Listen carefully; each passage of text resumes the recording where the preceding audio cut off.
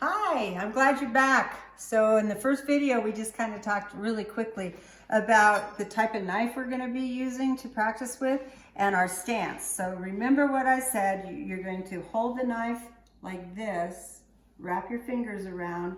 You're going to use your other hand as your guide by curling your fingers under and kind of guiding as we go.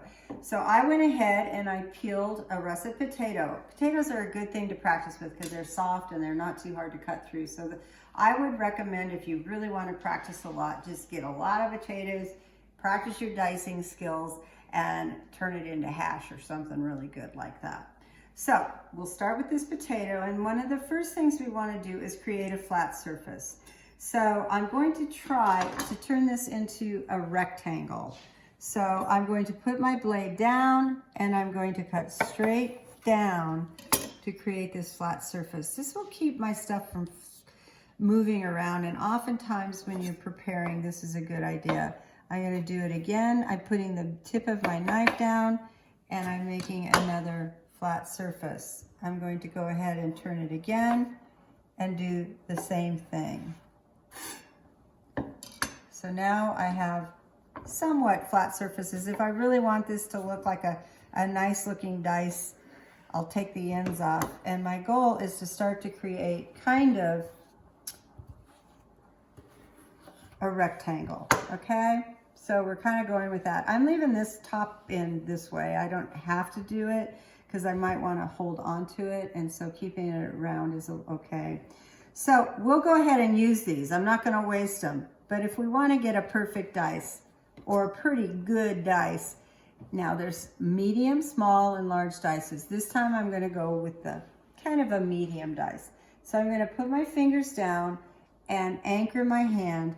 I'm going to put the blade down and I'm going to try to make a nice half-inch dice or plank. This is called a plank. I'm going to keep going, putting my blade down. I'm cutting straight down. Get another one of those. And we'll do it again. These don't have to be restaurant perfect. But the idea is, if you're sauteing or cooking something, the closer you can get things to be the same size, the better off your cooking will be. When you get to a piece like this and it's too hard to hold this way, you can make a tunnel like this and lay your knife in between and just cut straight down, okay? These aren't perfect. I would not get into a Michelin restaurant with these cuts, but that's okay. So what we call these is planks. They look like little cards almost. Now I'm going to stack those on top of each other. And you might start with one at a time, but if you're comfortable and these are not hard to cut through, maybe put two of them down. The next cut you make is similar. You're going to slide forward and create like almost like a French fry, a bâtonnet, okay? So we'll do that again. And notice I'm sliding forward, pulling back, sliding forward, and pulling back. And I now have my little bâtonnets, okay?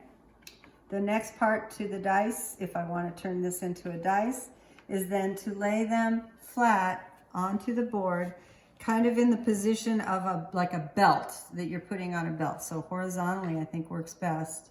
Putting your fingers down again. And I wouldn't make this too big. Make it about this wide at the most.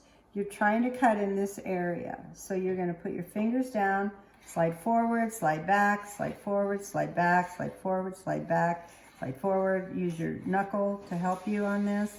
It can guide you. And then you get your dice. So again, what we did is we created planks. We squared off our food. We created planks. We lay the planks on top of each other. We make a bâtonnet or a baton cut, sliding forward on our cut. Then we lay them flat and horizontal like a belt, and using our knuckle as our guide and keeping our fingers curled under, we make our next cut, sliding forward and sliding back. make the cut as you move forward. And that's how you dice a potato. Thank you.